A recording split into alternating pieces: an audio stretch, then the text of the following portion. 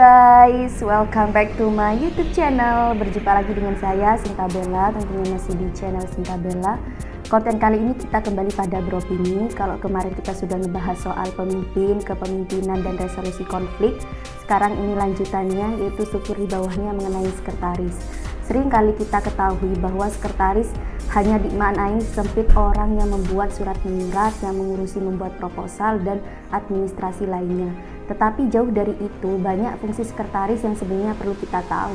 Nah, sebelum kita menuju pada fungsi sekretaris, kita akan lebih dulu membahas soal pengertian sekretaris. Ada beberapa istilah yang berdekatan dengan istilah sekretaris, yaitu sekretariatan, sekretariat, dan sekretaris. Tiga istilah ini perlu kita pahami dan di mana letak perbedaannya.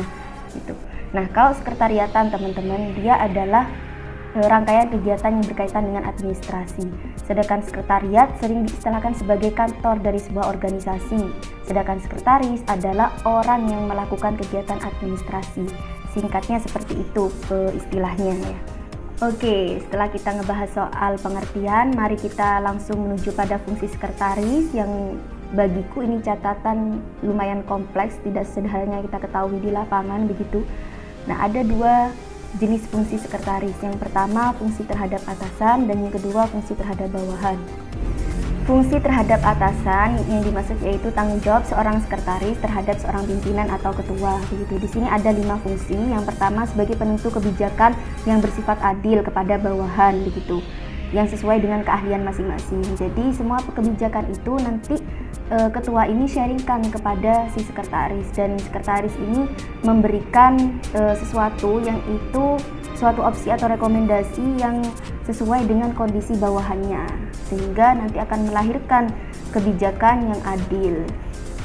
Yang kedua sebagai sumber yang dibutuhkan pimpinan dalam memenuhi tugas dan fungsinya. Jadi seperti yang berkaitan dengan poin pertama, sekretaris ini sebagai teman sharing bagi seorang pimpinan. Jadi tidak hanya ketika membuat surat aja baru menghubungi sekretaris, tidak, tapi segala kebijakan ataupun sumber apapun informasi itu maka sharingnya sama sekretaris ini nanti, yang berkaitan dengan tugas dan fungsinya terutama.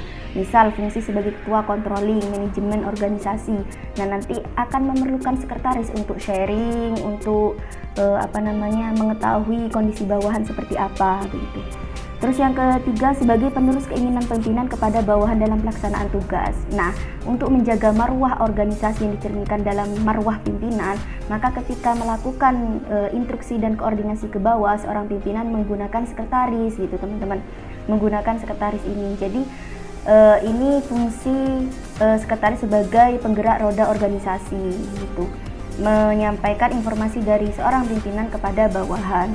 Yang keempat sebagai alternatif pemikiran ide yang dikeluarkan pimpinan, sebagai alternatif ide. Jadi ketika pimpinan sudah buntu pemikirannya ataupun memiliki sebuah pemikiran tapi tidak memiliki cabangnya, maka nanti sekretaris ini sebagai alternatif pemikiran, atau ketika seorang ketua tidak ada, maka pemikiran sekretaris ini yang akan diolah atau didengarkan oleh bawahan. Yang selanjutnya sebagai faktor penunjang dalam keberhasilan suatu perusahaan atau organisasi dan cerminan pimpinan bagi bawahan. Nah, ini makanya kenapa saya selalu meyakini bahwa seorang sekretaris itu wajib untuk menjaga segala apapun yang menjadi rahasia pimpinan. Entah itu yang bersifat pribadi, bahkan organisasi. Artinya sekretaris sama pimpinan sangat berkolaborasi dan berharmonisasi untuk bagaimana organisasi kedepannya dan bagaimana organisasi saat itu juga. Artian segala konsep kedepannya itu menjadi wilayah pimpinan yang juga harus perlu diketahui oleh sekretaris, sehingga sekretaris ini tidak hanya berfungsi sebagai media komunikasi secara menyurat, tetapi juga memiliki fungsi terhadap kontrol organisasi begitu, teman-teman. Terus yang kedua fungsi terhadap bawahan. Nah, ini artian fungsi sekretaris terhadap struktural di bawahnya. sebagai penyambung lidah dari pimpinan tadi. Di sini ada 4 fungsi. Yang pertama, sebagai sarana pemberi motivasi kerja kepada pegawai bawahan sehingga pekerjaan yang dilakukan dapat bekerja dengan baik dan lancar sesuai tujuan yang diinginkan. Nah, ketika sebuah organisasi itu mengalami kolab gitu ya, atau stuck, atau pengurusnya tidak aktif, itu maka yang menjadi tumpuan selain pimpinan juga sekretaris. Itu bagaimana kelincahan sekretaris melaksanakan fungsinya sebagai pemberi motivasi itu tadi gitu. Jadi tidak hanya bertumpu pada kegiatan administrasi teman-teman ya.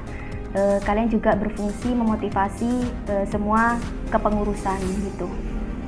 Yang kedua, memberikan rasa bangga terhadap bawahannya. Nah, artian melalui lidah sekretaris ataupun tanpa penyambung lidah dari pimpinan, sekretaris ini berfungsi memberikan apresiasi terhadap kinerja bawahan. Karena yang bersinggungan langsung dengan hasil dari pekerjaan bawahan, kalau kita ngomong idealnya itu tidak langsung ketua tapi sekretaris di wilayah lapang gitu teman-teman.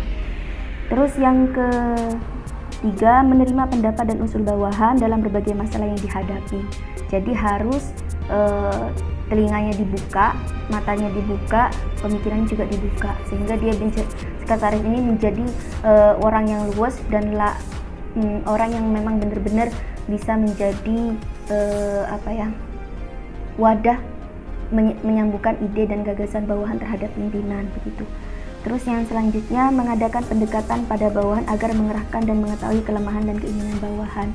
Nah, itu kan. Jadi tidak hanya, kalau aku simpulkan ya, tugas sekretaris atau fungsi sekretaris ini tidak hanya pada wilayah administrasi, tapi juga menyinggung kemanusiaan di organisasi.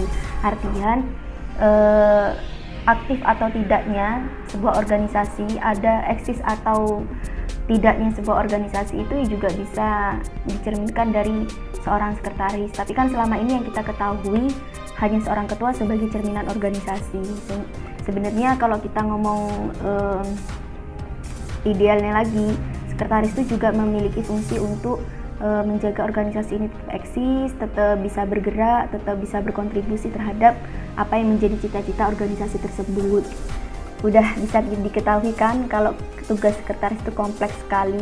Terlepas dari suatu problem organisasi apapun yang itu melibatkan seorang sekretaris secara pribadi ataupun profesional, tetap seorang sekretaris itu memiliki fungsi yang beberapa fungsi yang tadi aku sebutkan itu, fungsi terhadap atasan dan bawahan.